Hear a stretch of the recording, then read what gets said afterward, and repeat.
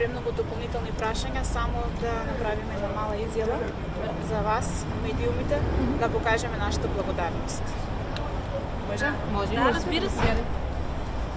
Пака ќе го читам, пошто премногу сме возбудени, пошто и заменуваме. Како што знаете, нашите деца денеска ги отпуштаат од болница, Пирогов, и тука сме да и се заблагодариме на директорот Николов, професорка Аргирова и на сите докторки, сите вработени и целиот персонал кој пред се со своите човечки и професионални ангажмани ги лекуваат нашите деца. Исто така да се заблагодариме и на Бугарија и на целиот бугарски народ за сочувствувањето, грижата за нас. Благодариме на сите крводарители кои излегоа во огромен број кога беа најпотребни за нас. Нашето лекување ќе продолжи во Пирогов со контролни прегледи, разни третмани и интервенции во наредниот период. Уште еднаш ви благодариме многу од срце. Благодариме сите родители што седиме денеска. Ќе дојдеме пак и нашето лекување ќе продолжи тука. Од срце ви благодариме. Всички ли се прибирате кам Кочани? Сите, да, денеска сме четворица. Се надеваме што побрзо и другите дека ќе го следат нашиот пример, дека ќе дојдат и они побрзо. Как е вашето име? Борчо Минов сум јас.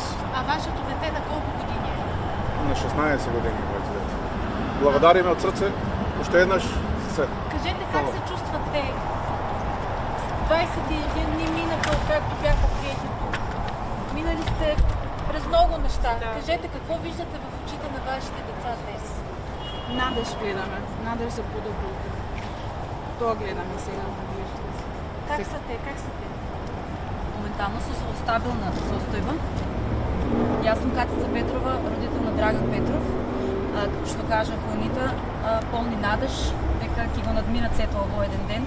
Пак ќе кажам со голема благодарност до сите што ни помогнаа, особено до Бугарското Министерство за надворешни работи и сите што несебично ни овозможија полесно да ги поминеме сите овие тешки денови. Какво споделят те?